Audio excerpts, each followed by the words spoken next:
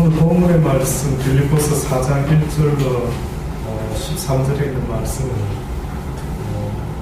과연 그리스도 안에서의 삶이라는 것이 어떤 의미가 있는가 하는 것을 바울이 우리에게 말씀해 주고 있습니다.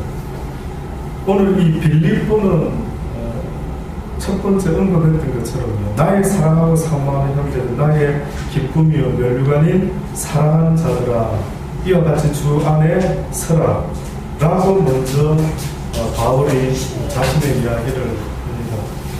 그러고 나서 내가 유오디아를 권하고 순두개를 권하노니 주 안에서 같은 마음을 품으라 라고 그렇게 또한 시작을 합니다.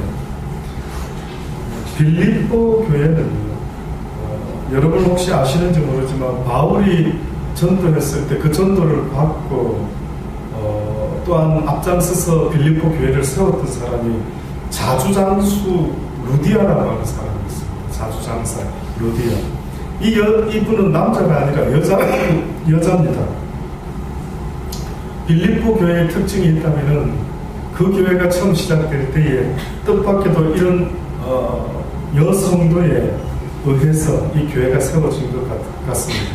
근데 그래서 그랬는지 이 빌립보 교회에 특히 방금도 언급했던 두 사람의 이름처럼요, 유오디아와 순두개를 권하니 주 안에서 같은 마음을 좀 품었으면 좋겠다라고 이렇게 권면을 합니다. 이 이야기는 두 사람이 아마 분쟁이 있었던 것 같습니다. 같은 마음을 교회 안에서 품지 못하고 다른 마음을 품다 보니까 바울이 그 소식을 어떻게 접하고 두 여인에게 그렇게 권면을 합니다. 근데 그 이름을 들어보면은요, 유오디아라고 하는 이름의 의미 속에는 순조로운 여행이라는 뜻이 있습니다. 순조로운 여행, 순두개, 행운의 기회다라고 하는 그런 뜻이 또한 있습니다. 어떤 면에서는 이 두 사람은 자신의 이름값을 하지 못하고요, 하나님 안에서 오히려 이 이름의 뜻처럼 그런 쪽으로 나갔었으면 참 좋을 뻔했는데 아마 그러지 못하고 다툼을 일으키게 되었던 거예요. 그래서 바울은 권면합니다. 참으로 나와 멍에를 같이 한 자 내게 구하노니 복음에 나와 함께 힘쓰던 저 부녀들을 돕고 또한 클레멘드와 그 외에 나의 동역자를 도우라. 그 이름들이 생명책에 있느니라 라고 그렇게 이야기를 하는 것입니다. 결국은 우리가 살아가면서 때로는 나와 의견이 맞지 않는 여러 가지 일들이 있습니다. 저는 그렇게 생각합니다. 때로는 저도 살아가면서 원치 않는 환경, 원치 않는 사람, 원치 않는 소리 들을 때가 있습니다. 심지어는 저희 아내에게도 원치 않는 소리를 들을 때 얼마나 한때는 마음이 속상하고 힘들고 어려웠는지 모릅니다. 그런데 어느 순간에 저 믿음이 조금씩 자라가면서요, 어떤 생각의 변화가 일어나기 시작했느냐 하면은 세상에 되어지는 모든 일들, 심지어 목이니 팔이니 그 어떤 것들에 살아가는 삶의 모든 것들이 다 하나님의 허락이 없이는 가능할까? 분명히 하나님은 악한 자도 악한 데 쓰신다 그러셨고, 모든 것들은 판단과 모든 정죄는 하지 말고 오직 내게 맡기고 너희는 너에게 다가오는 모든 환경과 여건 속에서 내가 어떠한 모습으로 하나님 앞에 설 것인가를 생각해야지, 어떤 환경과 여건을 네가 자꾸만 저지하려고 하면 안 된다라는 이야기를 계속 되새기게끔 하셨더라고요. 가장 힘든 게 그거였습니다. 나는 왜 이렇지? 왜 내 주변의 환경은 내 뜻대로 되는 게 없어? 왜 사람들이 나를 가만히 두지 않는 거야? 왜 저 못된 놈들이 나를 속이는 거야? 뭐 온갖 것이 나를 너무너무 힘들게 하다 보니 오히려 그러한 것 때문에 내 스스로가 더욱더 힘들어지는 그런 느낌을 매번 받는 겁니다. 특히 사랑하는 아내에게 또 아이들 때문에 어떠한 걸 받을 때 도무지 이해를 하려고 하니까 이해할 길이 없는 겁니다. 그때 제가 깨달았던 것, 그렇다. 아마 이것도 하나님이 허락하는 거다. 이것도 하나님이 허락한다면 이 가운데 내가 무엇을 만들어낼 것인가? 이런 환경 속에서 하나님이 나에게 포도나무를 주었단다면 어떻게 하면 포도 열매를 맺을 걸 생각하죠. 나에게 감람나무를 주셨단다면 나는 어떻게 하면 감람나무 열매를 맺을 것을 생각해보세요. 그래서 바울은 분명히 우리에게 이렇게 말한 것 같습니다. 어떤 일들이 생기더라도 서로 이해하지 못하고 요디아야 순두개야 너희들이 왜 주 안에서 같은 마음을 품지 못하고 서로 다투는 일들이 부딪히는 일들이 생기느냐, 왜 쟤는 나하고 마음이 같지 않지? 라는 그 모든 것들 멈춰라는 겁니다. 왜냐하면 너도 하나님의 생명책에 기록된 하나님의 딸이라 한다면, 아들이라 한다면 그도 또한 하나님의 생명책에 기록된 딸이라는 사실을 한시도 잊지 말아라. 승재만 내 아들이 아니라는 거죠. 민재라고 하는 둘째 아들도 있습니다. 민재라고 하는 둘째 아들까지만 있는 게 아니라 저에게는 셋째 아들인 정재라는 아들도 있는 겁니다. 저에게 있어서는 이 세 아들들이 다 똑같은 아들들이죠. 그런데 가끔 승재가, 민재가 우리 막내 정재에게요 음성을 높이고 막 뭐라고 하고 이런 소리를 들으면은요 은근히 기분이 안 좋더라고요. 이해하시겠습니까? 지가 뭔데 지나 잘하지 어디서 동생을 갖다가 뭐라고 어쩌고 저쩌고. 저는 오히려 우리 막내가 가장 잘 통합니다. 우리 정재는 그래도 한두 마디 이야기를 하면 알아듣는 것 같습니다. 그러나 오히려 큰 놈들은 이제는 말을 듣지 않고요. 그래서 제가 아이들 때문에 뭘 배우는지 아십니까? 인내심을 배웁니다. 인내심을 배우는데 그 전에 저도 성격이 조금 있는 축에 있었는데 참다 한번 터뜨리면 저도 아주 끝장을 보는 성격인데 아들놈들 때문에 태어나서 그 누구도 나에게 인내심을 요구한 적이 없었는데 아들들을 대할 때 도무지 화내는 것으로는 답이 안 나오는 겁니다. 어떻습니까? 그래서 제가 어떤 마음의 변화가 일어나는가 봤더니만은요 아들을 대할 때, 큰 놈들을 대할 때 저도 모르게 내 할도리만 하자. 내 할도리만 하자. 같은 말 또 해줍니다. 옷 좀 걸어놓지. 아침에 일어나면 세수 먼저 하지. 야, 이거는 분명히 어렸을 때부터 가르쳐 준 것인데 지금도 또 하고 있는 거예요. 지금도. 자, 좀 딴 거 좀 뭐 이제 아르바이트 할 거 좀 찾아보지. 좀 다른 경험을 좀 찾아보지. 어떻게 보면은 꼭 사단이가 저를 놀리듯이 네 아들도 네 마음대로 되는가 봐라 하듯이 뭐가 하나도 안 되는 겁니다. 그럴 때마다 제가요 인내심이 필요하구나. 그래서 인내심 참아야지. 그래 언젠가 알겠지. 우리 아빠는 참 나에게 변함없이 대해주셨구나. 보통 사람들은 자기 마음대로 안 되고 화내는데 우리 아빠는 화도 잘 안 내시고 변함없이 나를 대해주셨구나. 요거 하나만 남겨봐야 되겠다. 요즘 그 생각이에요. 그 생각으로 다시 평화로웠던 내 삶에 큰아들이 나타나가지고 저도 모르게 다시 한번 그때 잊어먹었던 그 인내심을 또 테스트를 하는 거예요. 상상해 보십시오. 밤도 하나에서 지내면서 도무지 눈에 띄는 것마다 이게 아닌데 그래서 그 녀석이 어느 날 뚱딴지같이 정재에게 뭐라고 할 때마다 얼마나 속였어요. 막 해주고 싶은 말이 니나 잘하지 어디서 정재한테 뭐라고 막 해주고도 싶더라고. 참습니다. 또 참고.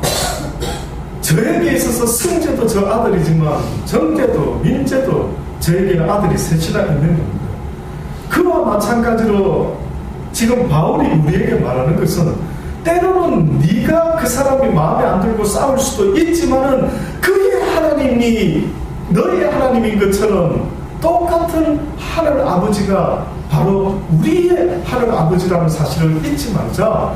너가 그와 다투기 시작하면은 너의 아버지도 괴로우실 것 아니겠느냐. 이것이 바로 지금 바울이 말하는 거예요. 왜 싸우느냐, 왜 다투느냐, 어떤 이유 불문하고 아무리 동생이라 하더라도 어떤 이유 불문하고 다투는 것, 그것은 아버지 입장에서는 이유가 될 수가 없다라고 말을 하는 거예요. 그러면서 지금 바울이 사전에 우리에게 뭐라고 권면하냐면 주 안에서 항상 기뻐하라. 내가 다시 말하노니 기뻐하라. 자, 주 안에서 기뻐하라 했습니다. 그러면 주 밖에서 기뻐하는 것과 주 안에서 기뻐하는 것, 여러분 뭐가 다른지 상상해 본 적 있으십니까? 뭐가 다르지요? 주 안에서 기뻐하라. 너희가 기뻐하고 싶으면, 기쁘다라고 하고 싶으면 뜻밖에도 그 기쁨은 주 안에서 기뻐하는 게 돼야 되지, 주 밖에서 기뻐하는 것이 되면 안 됩니다. 너의 부모를 공경하는데 주 안에서 공경해야지 주 밖에서 공경하면 안 된다. 도대체 무슨 뜻입니까?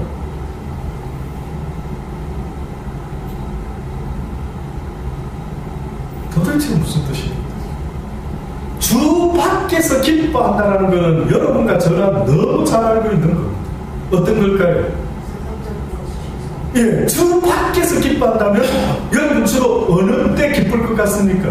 가다가 돈 많이 든 지갑 주웠을 때 아니겠습니까? 아니 이거 왜 주민등록증도 해필이면 없고 딱 돈만 잔뜩 들어있는 지갑 주웠을 때 양심의 평안함을 느끼면서 찾아줄 수가 없구나 이러면서 하나님이 주셨나? 라고 기뻐하는 것, 이것이 저와 여러분이 주 밖에서 기뻐하는 것, 나의 육신의 필요를 채워주는 것들이 막 나타나면 얼마나 여러분 새 옷을 사입고 맛있는 거 먹고 이 모든 것은 여러분 생각할 때 혹시나 주 안에서 기뻐하는 건가? 라는 생각이 들지요. 그런데 바울이 지금 말하는 건 그것이 주 안에서 기뻐하는 게 아니다라고 이야기를 합니다. 그러면 주 안에서 기뻐하는 게 뭘까라고 봤더니 바울이 결론에 가서 오늘 본문의 마지막 부분에 가서 그는 이렇게 이야기를 합니다. 10절로 보면 내가 주 안에서 크게 기뻐함은 너희가 나를 생각하던 것이 이제 다시 싹이 나느니 너희가 또한 이를 위하여 생각은 하였으나 기회는 없었는가. 자, 뭘 이야기를 하고 있나? 보니 내가 궁핍함으로 말하는 것이 아니라 어떠한 형편이든지 내가 자족하기를 배우노라. 내가 비천에 처할 줄도 알고 풍부에 처할 줄도 알아. 모든 일에 배부르며 배고픔과 풍부와 궁핍에도 일체의 비결을 배우노라 라고 이야기합니다. 그러면 이 이야기가 무슨 이야기가 되겠습니까? 바울이 기뻐하고 기뻐한다라고 하는 것은 주 밖에서가 아니라 주 안에서 기뻐한다. 주 안에서 그는 살아가면서 때로는 가난했을 때라도 때로는 부했을 때라도 어떤 형편에 처한 일이 있을지라도 그가 주 안에서 일체의 비결을 배웠는데 내가 주 안에서 자족하기를 배웠노라. 자족하기를 배웠노라.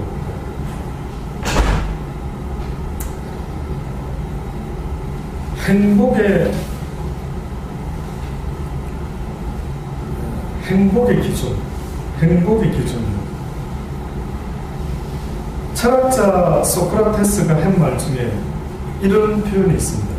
이 세상에서 가장 부유한 사람은 가장 적은 것으로 만족할 줄 아는 사람이다. 이런 말을 해주셨습니다. 이 세상에서 가장 부유한 사람은 가장 적은 것에 만족할 줄 아는 그 사람이다 라고 소크라테스라는 철학자가 그런 이야기를 했다. 맞습니다. 저는 언젠가요 어떤 분과 함께 거제도 바다에 한번 간 적이 있는데 바다를 보면서 우리 교회 모 전도사님이 너무 좋아하시는 거예요.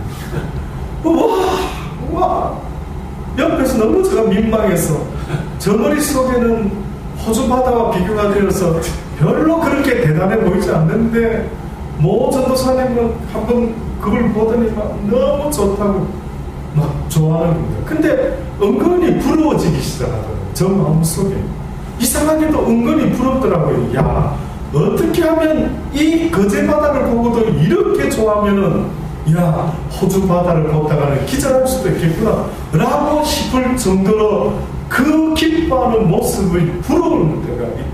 가만히 보니까 그렇다. 어떤 사람은 조그마한 것을 보고 기뻐하는데 어떤 사람은 더 많은 걸 보고도 기뻐하지 못하는 이유가 무엇 때문일까라는 생각이 들어요. 어찌 보면 주 안에서와 주 밖에서의 뭔가 비법이 있는 게 아닌가 싶습니다. 그래서 세상 밖에, 주 밖에서의 행복이라고 하는 것,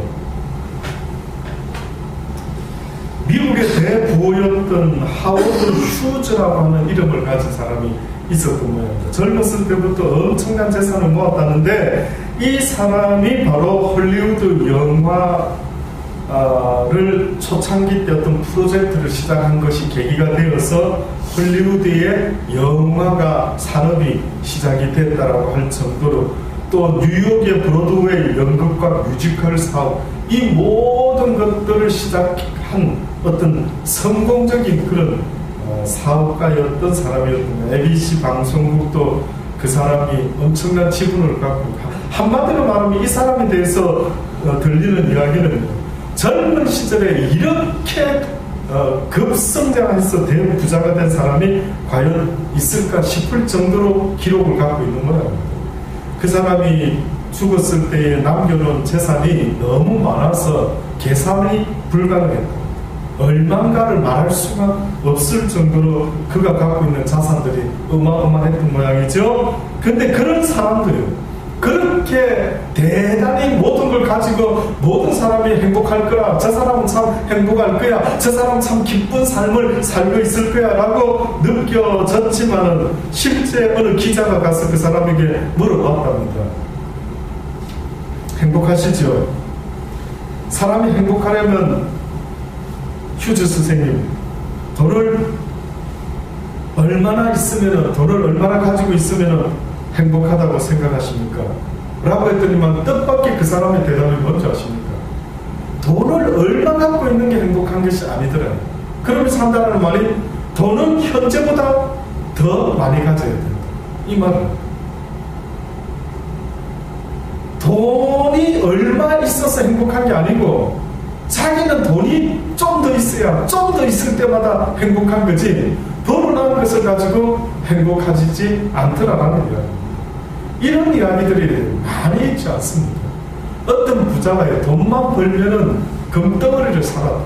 그래서 금덩어리를 사서 땅에다가 묻어놓고 뭐 단지 같은 데 넣어서 묻어놨던 모양이죠. 이 부자는 틈만 나면 금덩어리를 꺼내버린 겁니다. 꺼내서 하나 들고 와가지고 보면서 만지면서요, 내 금덩어리, 아유 내 금덩어리, 너무 좋아하는 겁니다. 근데 어느 날 누가 봤는지 그 금덩어리 하나를요 전부 다 훔쳐가고 나왔습니다. 기분이 어떻겠습니까? 너무 낙심해가 있는데 친구가 찾아왔습니다. 여보게 왜 그렇게 낙심해 있어? 내가 평생 돈 벌 때마다 금 사모아가지고 그렇게 항아리에 담아가고 어떤 놈이 훔쳐갔다요. 그랬더니 그 친구가 위로를 하는데 뭐라고 위로했는지 아십니까? 여보게, 자꾸만 잃어버린 금만 생각하면 당신이 어떻게 살아가겠는가? 그 안에다가 참하게 생긴 돌덩어리를 넣어놔. 그리고 자네가 그 돌덩어리를 볼 때마다 금덩어리겠거니 생각하고, 어이구 내 금덩어리, 이렇게 해도 별반 차이 없지 않는 거야. 어차피 자네는 금덩어리를 만지고 보면서 즐거워했던 것처럼 이게 금덩어리겠거니 하고 만지고 즐거워하면 되지 않겠는가? 너무너무 흔한 이야기 같아 보이지만은 지금 어떻게 보면 바울이 우리에게 말하는 것이, 우리의 기뻐하는 것들이 모두 다가 주 밖에서의 이 모습으로 기뻐하고 있는 것 같아요. 실상이 아닌 허상을 붙잡고 기뻐하는 인생, 언젠가 다 날아가 버릴 것을 붙잡고 기뻐하고 있는 인생에 대해서 바울은 지금도 말을 하고 있는 것입니다. 그래서 주 안에서 항상 기뻐하라. 내가 다시 말하노니 기뻐하라. 너희의 관용을 모든 사람에게 알게 하라. 주께서 가까우십니다. 주께서 가까워. 다시 말하면 너희의 삶의 끝이 올 때에 네가 꼭 잊지 말아야 될 것이 있다면 너희의 관용을 모든 사람에게 빨리 알리는 것이다. 너희의 관용이라는 것은요, 손해나 역경, 어떤 어렵고 힘든 일을 당했다 할지라도 넘어지지 않고 평정심을 잃어버리지 아니하고 끝까지 영적인 인내심을 가지고 있는 사람의 모습을 바울은 관용이다 하고, 너희의 관용을 모든 사람에게 보여라. 네가 살아가면서 주 밖에서 혹시나 어떤 어렵고 힘든 모습이 있을지라도 주 안에서 너의 관용, 너의 인내심, 너의 하나님 앞에서 변치 않는 그 아주 대쪽 같은 믿음의 모습을 제발 그 관용을 사람들에게 보일 수 있어야 됩니다.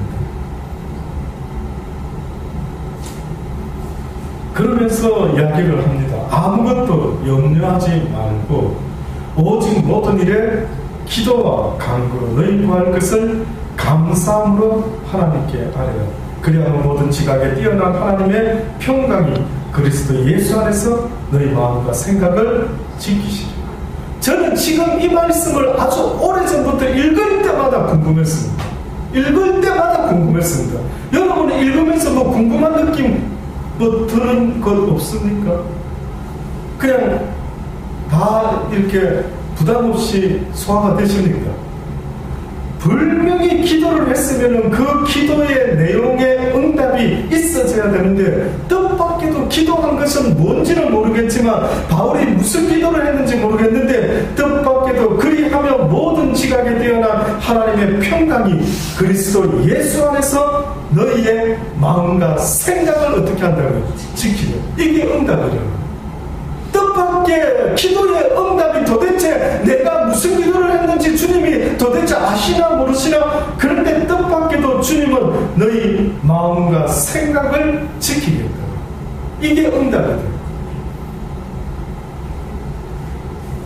그러니 우리가 기도할 때 주 안에서의 것을 구하는 게 아니고 주 밖에서의 것을 자꾸 구하는 것입니다.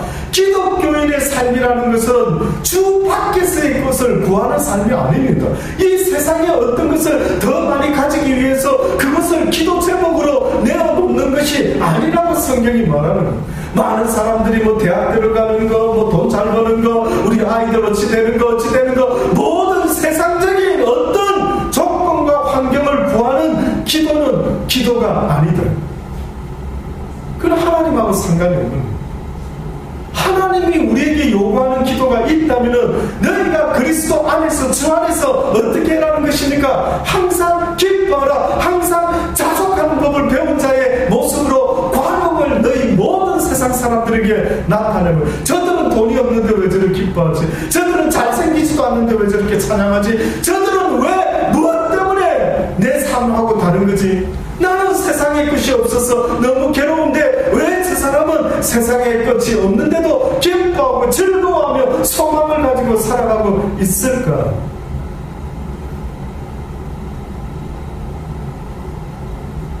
그래서 기도를 뭘 했는지 모르겠는데 아무것도 염려하지 말고 오직 모든 일에 기도와 간구로 너희 구할 것을 어떻게 구하라고요? 감사함으로 하나님께 아뢰라.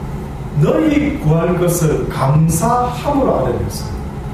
그러면 여러분 생각할 때 너희 구할 것 목록을 한번 떠올려 보십시오. 뭘 구했길래 너의 구할 것을 감사함으로 구해라.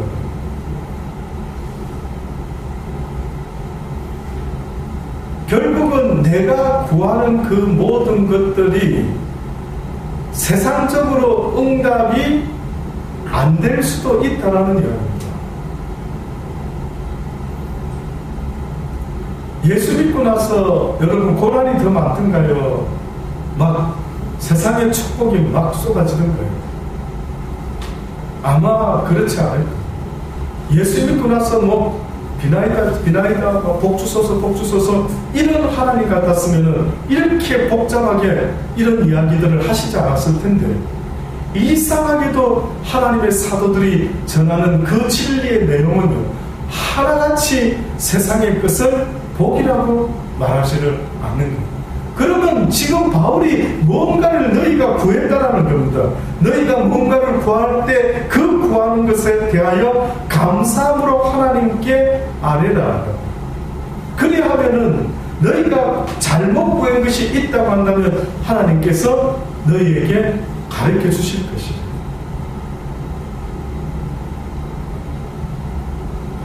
예를 들었어요. 성경에 보면 예수님이 십자가에 달리기 전 겟세마네 동산에서 기도하신 적이 있습니다.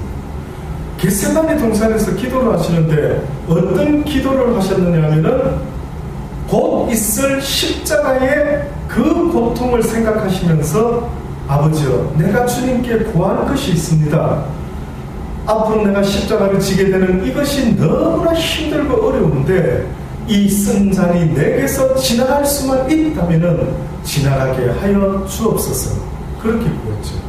그러나 나의 원대로 마옵시고 아버지의 원대로 뜻대로 되기를 원하나이다 라고 이야기합니다. 그러면은 여러분이 생각할 때 예수님의 기도는 무엇을 구하는 기도입니까? 내 뜻이었습니까? 하나님의 뜻이었습니까? 그러니 지금 바울이 모든 지각에 뛰어난 하나님의 평강이 그리스도 예수 안에서 너희의 마음과 생각을 지키리라 라고 하는 것은 곧 너희들에게 무엇을 알게 해줄 거라고요? 하나님의 뜻을 알게 해주겠다라는 이야기예요. 하나님의 뜻을 알려준다. 그러니까 가장 예수 믿고 나서부터 우리가 알아야 될 것이 있다면 아버지여, 내가 무엇하기를 원하십니까가 여러분과 저의 기도 제목이 되어야 됩니다.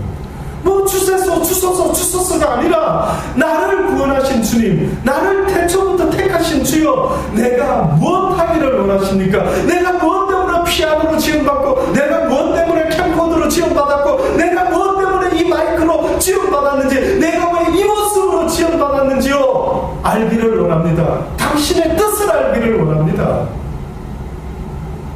왜 나는 저 사람하고 결혼했습니까? 왜 내 자식들은 이 모양입니까? 왜 나는 이렇게 뭐가 안 됩니까? 뜻이 뭡니까? 알아야 되는 거예요. 그 뜻을 알아야 된단 말이죠. 내가 가난해도 가난한 이유를 알자 이거죠. 내가 죽어도 왜 죽는지 이유를 알고 죽자라는 거죠. 많지 않습니다. 근데 한마디로 말하면 그걸 모른다는 거예요. 도무지 바울의 눈에 비친 빌립보 사람들이 기도할 때에 내가 무엇을 구하는지도 모르고 있는 겁니다. 그래서 뭡니까? 톨스토이의 그 작품 중에 사람은 무엇으로 사는가? 어느 천사가 이제 몇 가지 깨닫고 오면은 이제 하늘나라 다시 천사로 복귀된다. 네가 인간의 몸으로 세 가지 깨달아봐라. 그 뭔가를 깨달은 숙제를 안고 왔던 그 천사, 그가 구두방에 수선한 할아버지한테 피갑돼가지고 도움을 받아서 구두 수선을 돕고 살아가지 않습니까? 근데 어느 날 건장한 부자가 와가지고 뭐라고 말합니까? 엄청나게 오래 신을 수 있는 구두를 좀 만들어. 근데 이 천사가 딱 보니까 뭐가 눈에 보이는 거예요? 이 사람이 얼마 못 살고 죽을 인생이에요. 구두가 이 사람에게 10년, 20년 즐긴 구두가 필요치 않대요. 인생들이 모르는 게 있구나. 인생들이 모르는 게 있구나. 한치 앞을 모르는 인생들이 구하는 것들이 어떻게 보면 하나님 편에서 봤을 때는 지금 내가 무엇을 구해야 되는지 조차도 모르는 인생이 수두룩하다라고 성경은 우리에게 알려주고 있는 겁니다. 그래서 진작 너희가 구할 것이 뭐겠냐? 만약에 내일이라도 죽는다면 지금 나에게 몇십 년 쓸 신발과 냄비가 필요한 게 아니다 말이죠. 그래서 하나님이 지금 우리에게 알려주는 것은 너희가 죽고 난 이후에라 하더라도 영원토록 너희와 함께할 수 있는 영적인 상급이 무엇인지 생각하라. 그래서 너에게 주어져 있는 이 땅의 모든 명예와 권세와 힘과 능력과 돈과 모든 것들을 가지고 무엇을 해라는 것입니까? 선한 일을 해라. 그것으로 말미암아 하늘나라의 상급을 쌓으라고 그렇게 알려줍니다. 이 땅의 것은 영원하지 아니하니 너희가 무엇을 구해야 되는지 제발 좀 생각해라는 겁니다.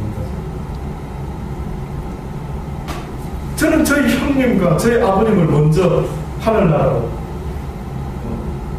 보내게 됐습니다. 가장 씁쓸해한 어떤 감정이 들었을 때는 그 형님이 두고 갔던 모든 것들, 그 아버님이 두고 갔던 모든 것들 허무하더라. 와, 살아있었을 때는 저게 다 필요한데 살아계셨을 때는 저 모든 것들이 매일같이 입으시던 옷, 매일같이 보시던 저 돋보기, 매일같이 쓰시던 모든 지팡이, 모든 것들이 다 살아있을 때는 참으로 유용한 것 같았는데 떠나가시니까 남는 게 더 쓸쓸하더라. 이럴 줄 알았으면 저런 비싼 거 살 필요 있었을까? 며칠 전에 맞추신 양복, 이럴 줄 알았으면 누가 저 비싼 양복을 저렇게 맞췄을까? 그 아까워서 그 양복을 제가 10여 년 이상, 20년 가까이 입어드렸어요. 그러니 바울이 지금도 우리에게 이야기하는 게 그겁니다. 너희들이 하나님께 무엇인가를 구하느냐? 제발 아무것도 염려하지 말고, 아무것도 세상의 것을 염려함으로 구하지 말고, 오직 모든 일에 기도와 간구로 너희 구할 것을 염려함으로 구하지 말아라. 이 말은 왜 세상 걸 구하고 앉아있느냐? 너희가 세상 걸 구할 때마다 왜 그렇게 걱정하고 근심하는지 참으로 안타깝다. 너희가 근심하고 걱정하며 구하는 것은 다 세상 것 아니느냐? 너희가 영적인 걸 구할 때 언제 근심하며 구한 적이 있느냐? 너희가 구하는 것들은 전부 다가 걱정 근심하면서 아버지 주세요 주세요 하는 모든 것들이 바울의 눈에는 다 세상의 것이래. 그러니 그거 구할 때는 전부 다가요 식음을 전폐하고 아주 걱정 근심하면서 구했더니만 바울이 뭐라고 말했느냐? 아무것도 염려하지 말고 오직 모든 일에 기도와 간구로 너희 구할 것을 어떻게 해요? 감사함으로. 단지 기도와 간구로 하면 그뿐입니다.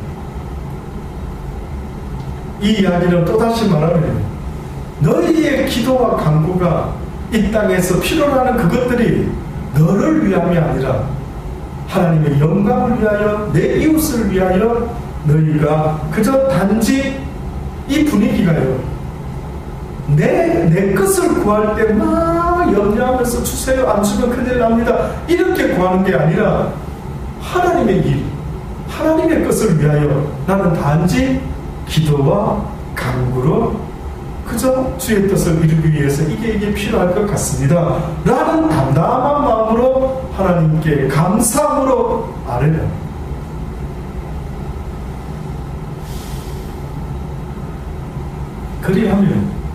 그리하면 모든 지각에 뛰어난 하나님의 무엇이요?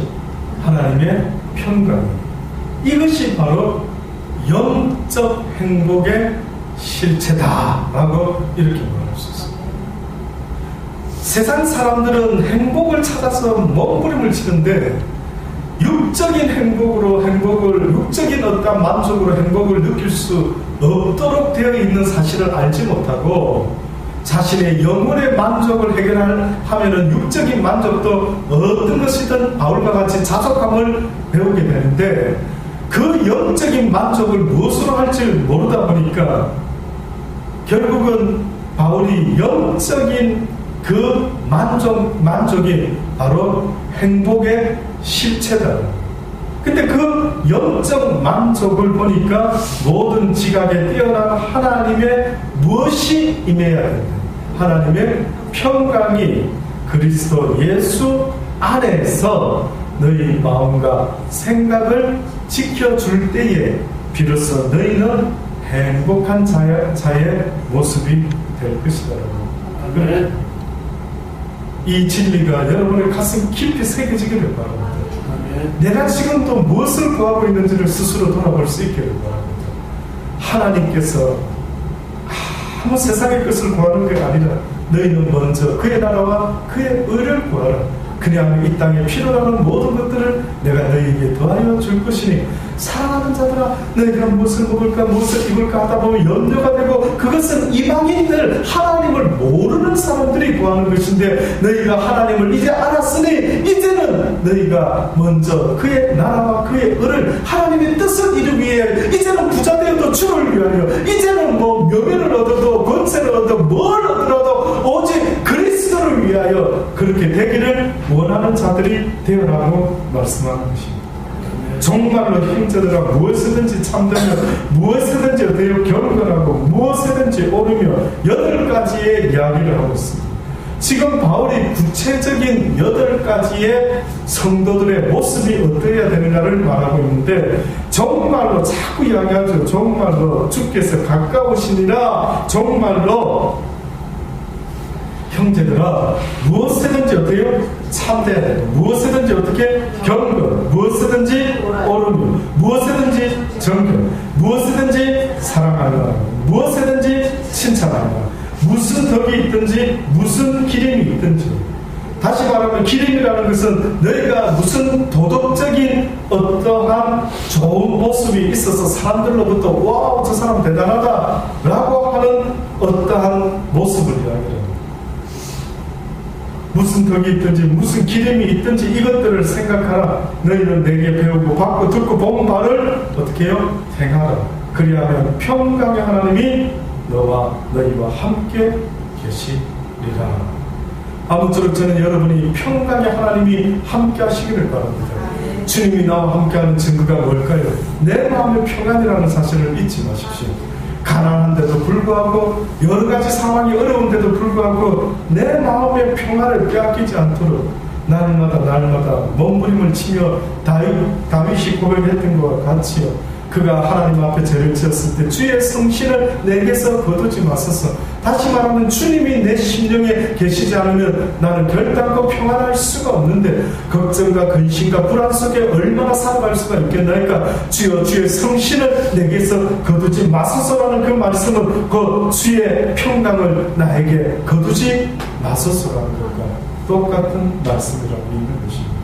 사랑하는 여러분, 오늘 하루도 어떻게 살아오셨는지, 아무쪼록 무슨 일을 만나든지 바울과 같이 자족할 수 있는 여러분이 되기를 바랍니다.